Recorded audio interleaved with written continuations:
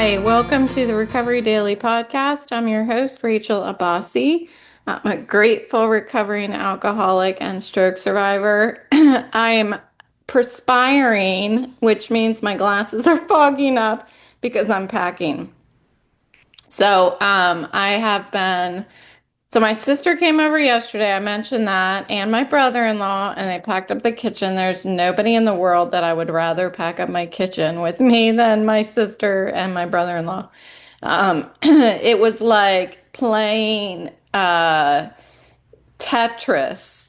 Is that it? I don't know. That game where you're like trying to move the blocks around to have them fit properly so that that column will disappear. That's what it was like filling up these boxes with them.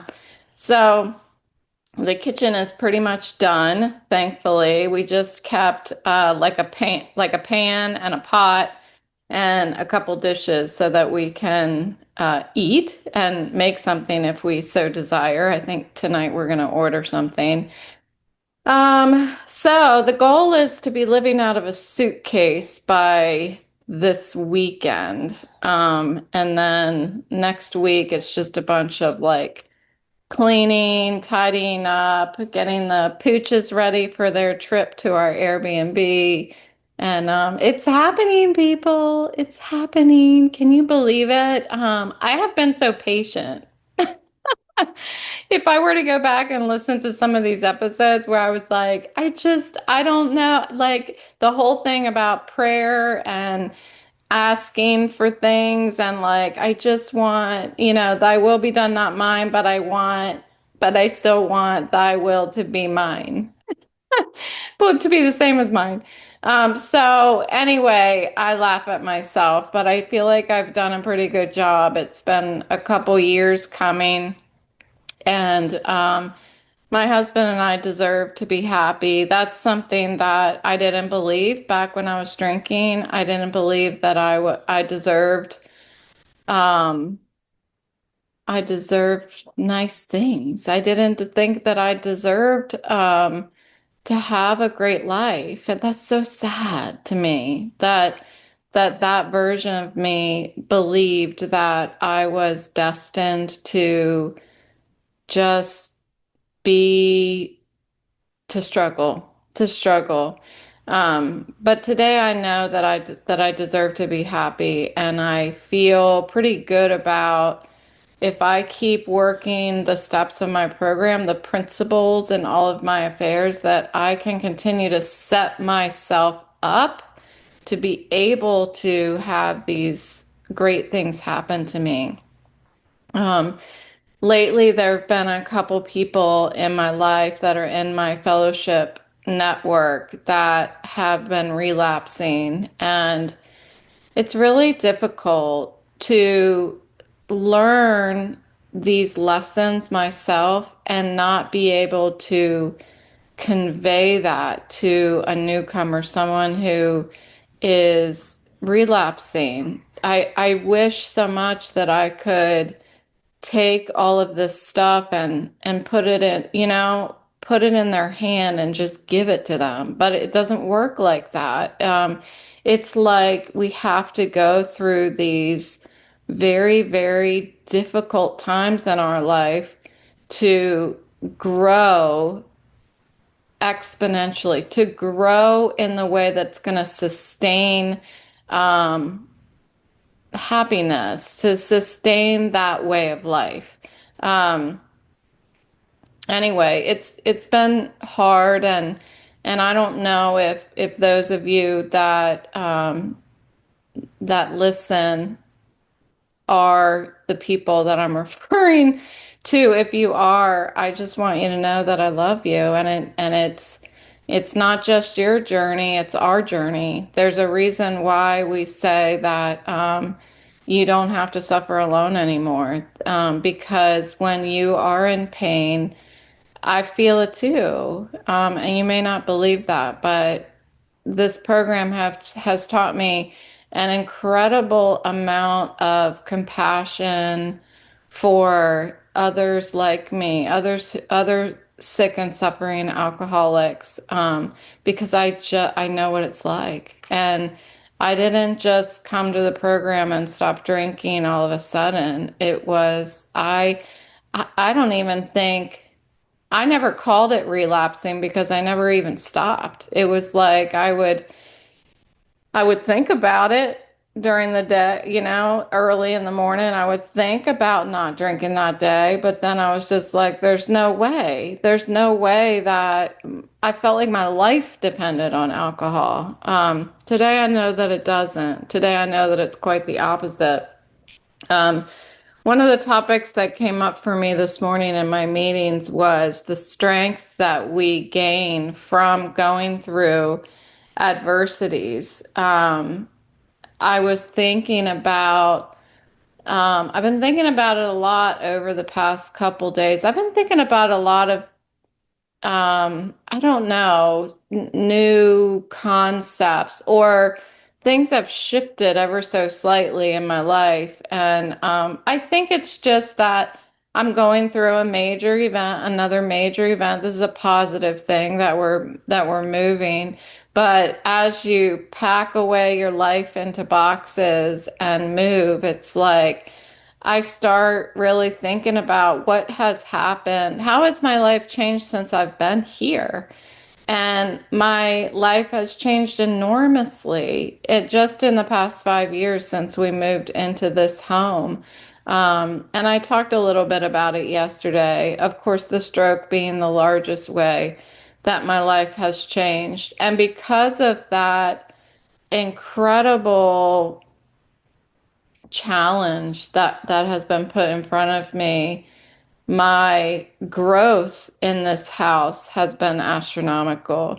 My relationship with my higher power has grown astronomically. And all you have to do is go back and listen to the first few episodes of my podcast a few years ago and how much I just remember my voice was trembling and I did not speak confidently. I needed, I was, I was hopeless and helpless. And you could hear it in my voice. And I didn't have this relationship with the God of my understanding yet. um, I had been developing a relationship, and I still am. Like it's going to be forever that I'm developing this relationship.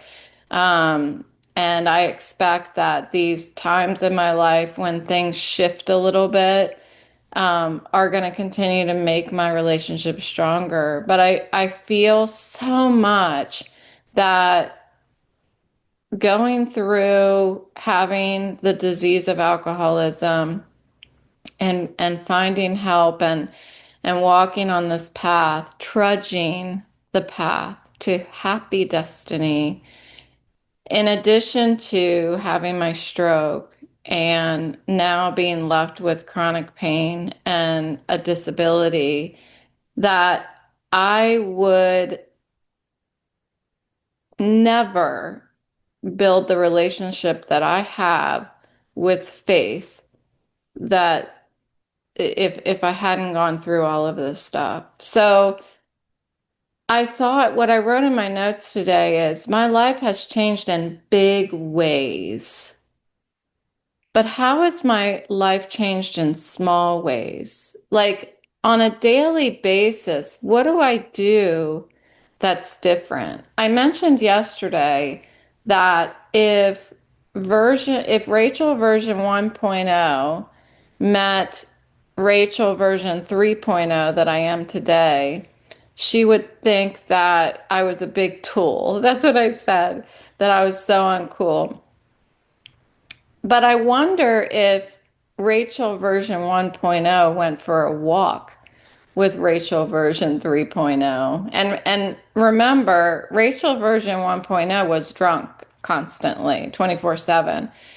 And I imagine if these two versions of me went for a walk together, um, the language that I use now would be so foreign. I mean, I would have looked at version 3 as just like, oh, you're so wise. You're so wise. But it's it's not, I guess we gain wisdom through experience. But I'm the same person, and it's hard to imagine when I go to AA meetings and I sit in the room with some of these people that I'm like, wow, wow, you're so wise. It's hard to imagine that they were ever like me when I was drinking, that they had a version 1.0 too. Um, but that's what I mean by like everyday conversation, how I communicate with other people has changed in so many different ways. The stuff that comes out of my mouth even surprises me a lot of times. The patience that I've developed over the past 9 years is is something that I never imagined. The patience I feel like only has come from dealing with all of my character defects in addition to the impact of those actions on my anxiety. I am on anxiety medication and I always have been, but it didn't do anything for me. It took the edge off where I couldn't feel my nerves jumping under my skin, but it it didn't stop the insanity between my ears. The only thing that stopped that insanity and has allowed me to just rest, to be quiet, to be patient, is working the steps of the program. It's fascinating. I wish the steps of the program were taught in school. I do. I wish that the steps of the program were taught in school. We do not learn how to live in school. You can go up to any degree that you wish, but you're not going to learn how to live until you live. And that wasn't teaching me how to do it. I was just fumbling through like we all do. And somehow getting into this AA program and being open and willing to follow the principles of the program and working through the steps are truly a guide for living, truly a guide for living. And um, I am grateful that I am an alcoholic and I was introduced to the program. I think that is, like I mentioned yesterday, that we will not regret the past nor wish to shut the door on it. That's a part of that. Having gratitude for, I wish I didn't do what I did in my life. I wish that I did not make the mistakes I did in my life. I wish that I was sober and worked harder in school so that I could go be an astronaut like I wanted to be, or just even work in NASA like I wanted to. But I didn't do the work. And but but if I had done that, I wouldn't be introduced to this way of life, to this way of like clearing out the wreckage of my past, although I'd have less wreckage. But still, it's just there's so much really good guidance within the program. And I'm grateful that for my life and for how it's brought me to where I am today. I wouldn't want to do it any other way. I'm I'm I'm pausing for a minute because I'm like, is that true? I wouldn't want to do it any other way. I No. I mean, this is the way that it had to be where I am today. There's no place I'd rather be than where I am. So in turn, I would have done it all the same, right? Because I want to be exactly where I am right now. And that's amazing to be able to say that. Um, my second meeting, what I was reminded of the all the unhappiness that I felt when I was growing up. Um, Not necessarily like when I was home with my family, I was happy. That was my happy place, and it always has been. When I'm with my family, I'm happy. When I'm with my mom, my sister, my brother, I'm happy. That's my core like happy place is home. And that's what my home used to be, right? I was talking about what home is for me now today, that I have this portable home that lives inside of me. Well, my whole life home has been my mom, my brother, and my sister in our little townhouse. That was home. And I always wanted to be there. And as my brother and sister got older and then they moved out, like that home started breaking apart. And I never was able to get that back again. And I was really grieving that for the longest time. The more that I lost of what made me feel safe as a kid, the more I grieved for time passing. And so by the time I got to college, that was devastating to go away. And then I wasn't even with my mom. Um, and call me what you will, mama's girl or whatever, but that was where I wanted to be. That's where I always wanted to be, was with my mom. Um, and today I still want to be with my mom. I was talking about my wanting to be with my mom to my vestibular support group on Tuesday and how difficult it is for me to not be able to go to her house. Not because I can't get a ride, but because I can't handle being in the car, because it makes me sick.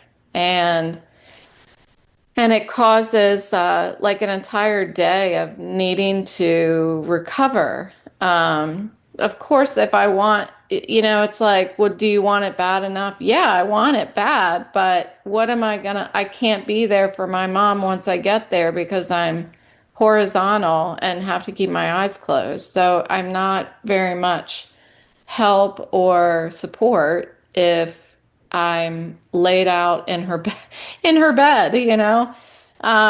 Anyway, I do get to spend some time with her here soon. So, and I'll talk about that when the time comes in a week. But yeah, so I was thinking about how sad I was a lot when I was a kid. I cried a lot when I was a kid.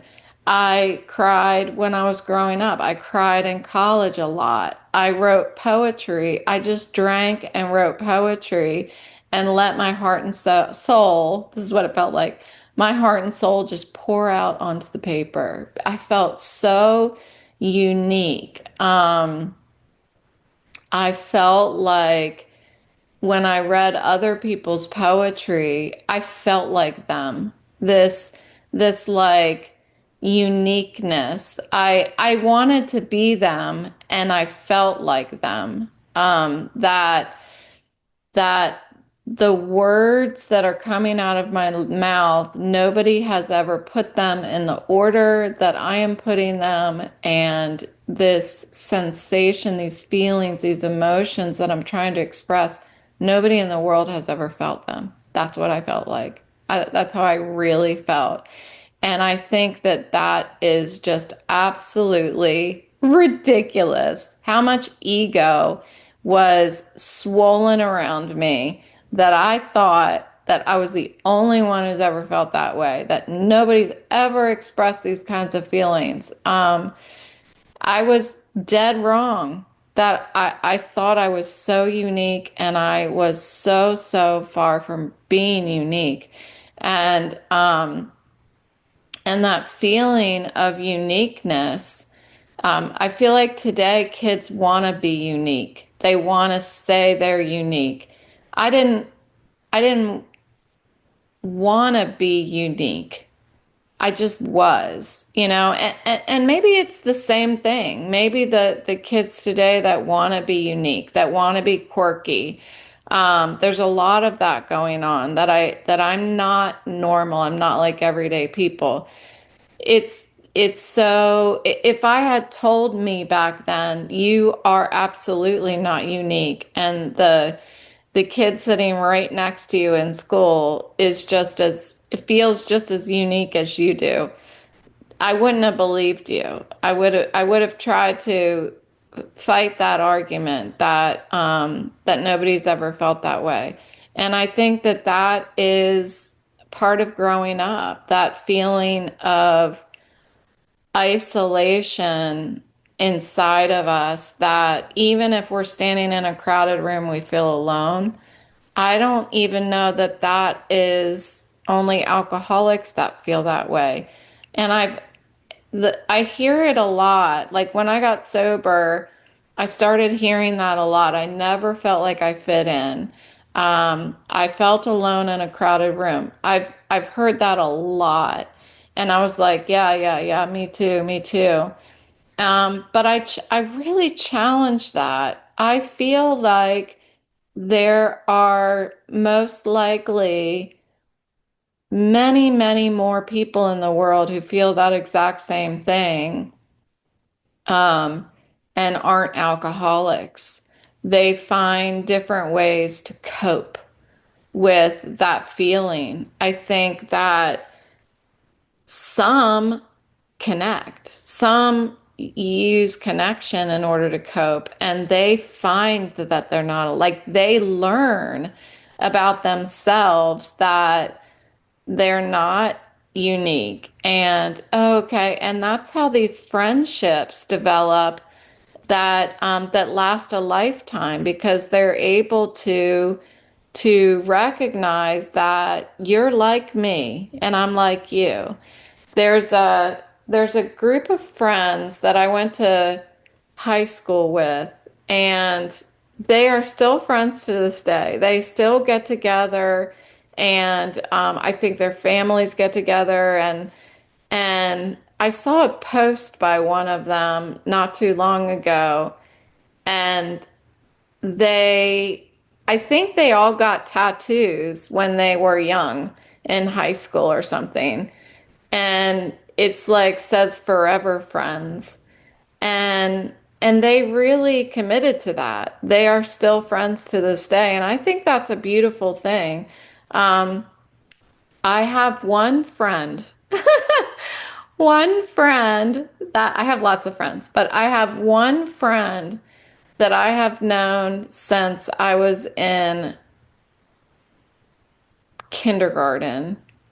I don't think preschool. It might have even been preschool. She lived up the street from me. I've mentioned her before. She's on a marathon of listening to this podcast. She's been listening to it for like a year now. And she's trying to catch up. I think she said the other day that at she's in the summertime of last year, so summertime of 2024. So she's got a year more to go. And I'm like, I don't know if I would have done that for her. Sorry, I probably would have, but I'm amazed that she wants to hear what I have to say that bad. But that's what our friendship has been through the years. It's the one person that I've been friends with my whole life. One person. Now that doesn't mean that I don't have friends with that I was friends with in high school that I'm not still friends with. I do. There's a couple of them, just a couple. I would want to talk to many of them, but it's a two-way street, right? And I think that in this time in my life, now that I'm not working and in my career anymore, I have so much more time on my hand. I have time to give. I have time to give. And it's unfortunate that I didn't think I had time to give before because my priorities were not straight. I was prioritizing work. I was not prioritizing what I do now. So I've been able to reconnect pretty strongly with some old friends, and it feels so good to be able to do that. Um, and these friends that I'm still connecting with are the ones that back then I was able to recognize, oh, you feel a little bit of what I feel.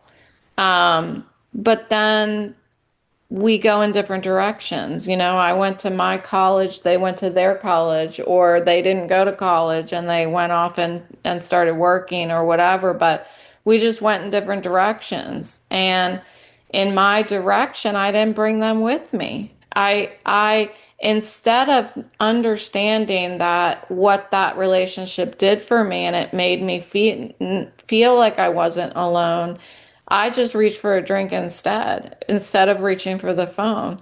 And so I severed some of those relationships myself because I felt sorry for me. Um, that's what I did. And the more I drank, the more sorry I felt for me and the more disconnected I became. And that has carried on throughout my life. And I I drank alcohol to make me not feel so bad. And often, especially early on, I drank alcohol because it made me feel good. It made me feel happy. It made me drop all of my I can't think of the word. You know what I'm talking about. It made me drop all of that and insecurities. There it is. Drop all of my insecurities until it didn't anymore. It's like I was thinking this morning, it is in business, they call it diminishing returns. It's like I kept drinking more and more and more, and I had more and more and more fun. I felt better and better and better until I reached the point of diminishing returns. And the more I drank, the less I was getting from it. And then the more I drank, the more it was hurting me. And then it was physically affecting me, mentally affecting me, emotionally affecting me. Spirituality was not even a word that I uttered. So I wouldn't say it was affecting me. I didn't even have spirituality. So it was, I had reached that point of diminishing returns. And until I reached just the bottom, my bottom, my bottom. And now I get to try a new way of life. And it has, I've been reborn, really. I've been reborn, in a way that I know how to enjoy myself like I did when I was a kid. Do you remember when you were a kid and you're like, Mom, I'm going for a bike ride? And you go outside and you just hop on your bike and you just go. And there's like freedom and independence. And you're like, the world is my oyster. I'm just going. I can go wherever I want. Especially in the 80s, we were allowed to go wherever we wanted. And I just used to ride my bike so much. There was so much freedom.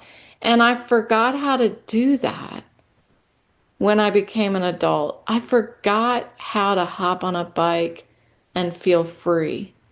Um, it's it's sad what life can do to us, especially if we don't have the tools to cope with the things that we're facing.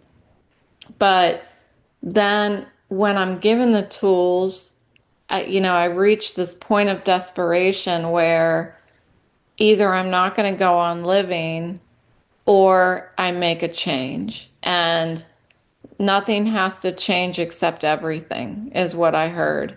And so everything is what I change.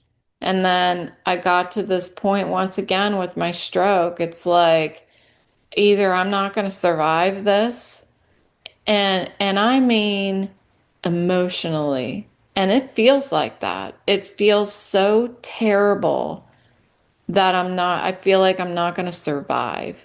That's what it felt like during these early years of stroke recovery. It felt like I wasn't going to make it because I didn't have the tools once again.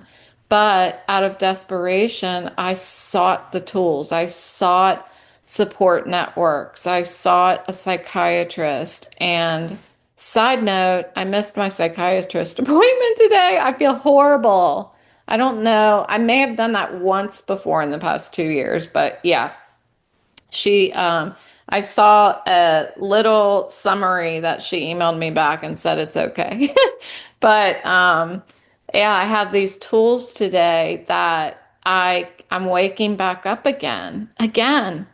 For the second time, I'm waking back up and learning how to live in another new way. And it's working for me again. And I want to talk about it and I want to talk about it every day, which I do, because it needs to be spoken aloud so that people who are facing these similar issues, these similar life altering events, challenges, mountains to climb that feel like I'm not going to make it. I can't make it. That you can make it. You just take another step. You have to seek help outside of yourself. That's the higher power. And for me, that's the higher power that I'm seeking help from anything and everything outside of me. I can't search inward for the solution anymore. I need to seek it outside of myself. And as I continue to seek, I continue to grow my relationship with everything outside of myself, including my concept of God. So, um, yeah, I'm just going to keep coming back. I'm going to keep doing this thing um, because it's working for me and it's filling me with joy, even during difficult times. And that's what I got. So thanks so much for listening today, and I will talk to you tomorrow.